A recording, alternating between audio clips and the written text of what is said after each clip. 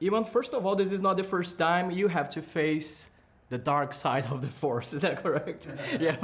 But in this particular movie, your character has to face not just the evil outside, but also he has demons inside of him, correct? Yes. So tell us a little bit about the struggles that Danny has. Well, when I start playing him in the movie, when the movie starts, he's still a child. He's still this little boy who his mum's taken him away, as far away from the Overlook Hotel as possible, and they're living in Florida. And you can see that he's still traumatized, and he's still being visited by his real demons. And he has a visitor who comes and gives him a tool, a mechanism to be able to get the upper hand on them. And so you get the sense that maybe things are going to get better for this little boy. And then the film cuts to me playing him as a 48-year-old man, and he is at his lowest ebb. He's an alcoholic.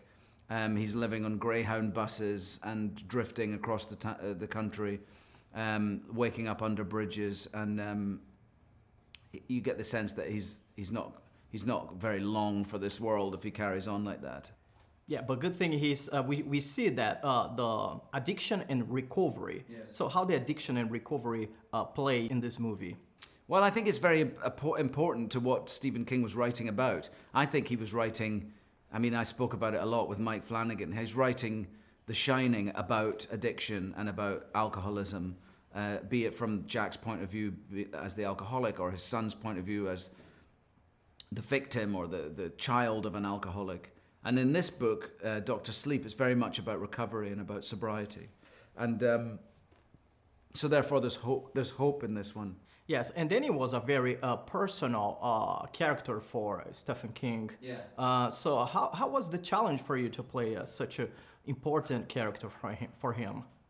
Well, I think the important thing is that you have to the characters are always important for me, yeah. And I don't know how Stephen King feels about him, but I would hope he was happy with the portrayal. But at the time, you were very much focused on telling Danny's story and being believable and truthful in the moments, and so it was important to me to try and get to the truth of who he is, I think. How do you feel about Danny? I like Danny, yeah. I think he's an amazing character, yeah. It was fun to play him. Yes. Really interesting. There's so much to play in him, and as somebody who is lost and who starts to rebuild his life, and then also has to face his fears in a very real way. And his fears are very real fears because they manifest themselves in a very real way. And then ultimately to really have to stand up against his greatest fears and go back to the worst place in the world for him. Yes. Is something very something there's for the actor very many strings to his bow.